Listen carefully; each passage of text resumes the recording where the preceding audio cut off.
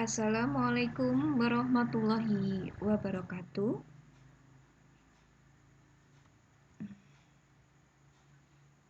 Baik, di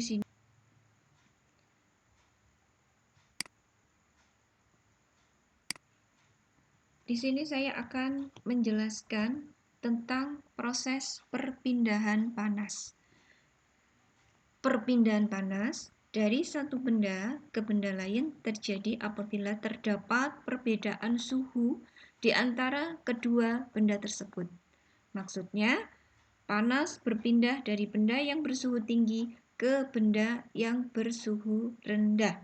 Contoh yang paling gampang ketika kita memegang tiang listrik. Tangan kita yang suhunya lebih tinggi ketika memegang tiang listrik yang suhunya lebih rendah, maka suhu tangan kita ini akan berubah menjadi lebih rendah. Ini membuktikan bahwa perpindahan suhu tinggi ke benda yang bersuhu rendah ini terjadi. Jadi tangan kita yang awalnya panas akan berubah menjadi dingin, seperti itu. Kemudian yang ketiga, perpindahan ini berlangsung terus-menerus hingga kedua benda memiliki suhu yang sama.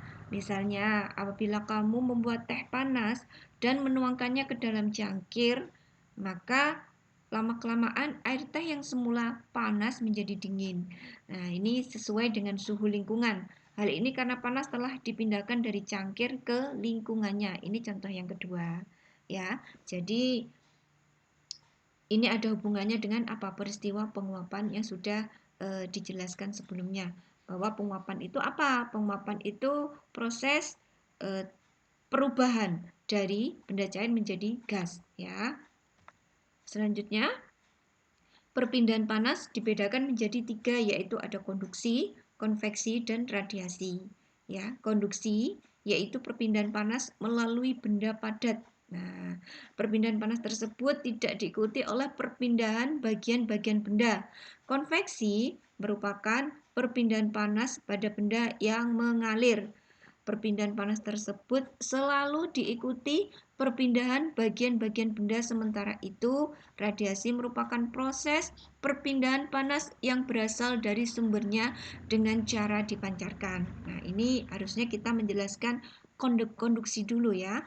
Pada konduksi dan konveksi, panas dapat berpindah jika ada pengantar panas. Jadi ini bedanya. Untuk konduksi dan konveksi ini ada zat perantara. Untuk radiasi tidak ada zat perantara.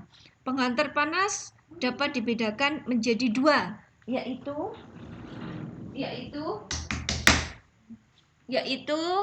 konduktor dan isolator.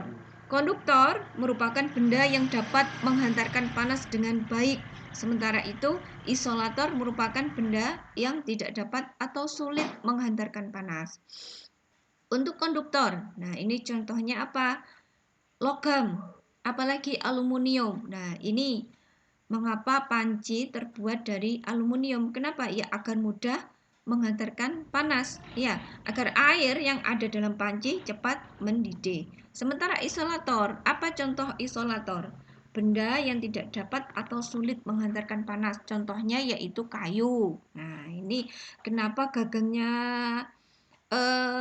pegangan yang biasa kita buat masak itu biasanya terbuat dari kayu. Nah, ini tujuannya agar ketika kita memegangnya itu tidak terasa panas. Ya, sekarang kita fokus konduksi. Nah, ini terjadi melalui benda padat. Contoh ketika kita memasak air kembali lagi. Nah, di situ ada perpindahan panas dari kompor ke panci, sehingga panci yang awalnya suhunya lebih rendah itu menjadi bagaimana suhunya menjadi tinggi. Nah, ini terjadi perpindahan kalor ya, tanpa diikuti oleh perpindahan bagian-bagian benda. Kemudian selanjutnya ini penjelasan detailnya.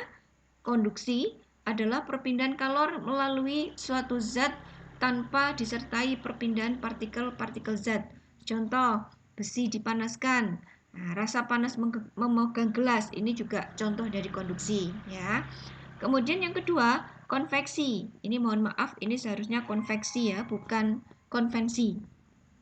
adalah perpindahan kalor melalui suatu zat disertai perpindahan partikel-partikel. Contoh air yang dipanaskan dalam panci. Nah, ini disertai perpindahan partikel. Yang dimaksud di sini konveksi itu sendiri yaitu perpindahan dari panci yang suhunya tinggi ke mana? Ke air. Jadi yang menyebabkan air ini lama-lama mendidih, yang kemudian jika terus dipanaskan maka air ini akan habis. Kemana? Menguap. Ini yang dimaksud dengan disertai perpindahan partikel-partikel. Jadi jelas perbedaan antara konduksi dan konveksi ya. Konduksi itu biasanya terjadi melalui benda padat, sedangkan konveksi lebih cenderung melalui benda cair. Kemudian yang ketiga, radiasi adalah perpindahan panas tanpa melalui zat perantara. Contoh, sinar matahari yang sampai ke bumi. Kemudian untuk berikutnya sudah selesai. Mudah-mudahan video singkat pada kesempatan hari ini bermanfaat. Saya ucapkan terima kasih. Saya akhiri. Wabillahi taufik wal hidayah. Wassalamualaikum warahmatullahi wabarakatuh.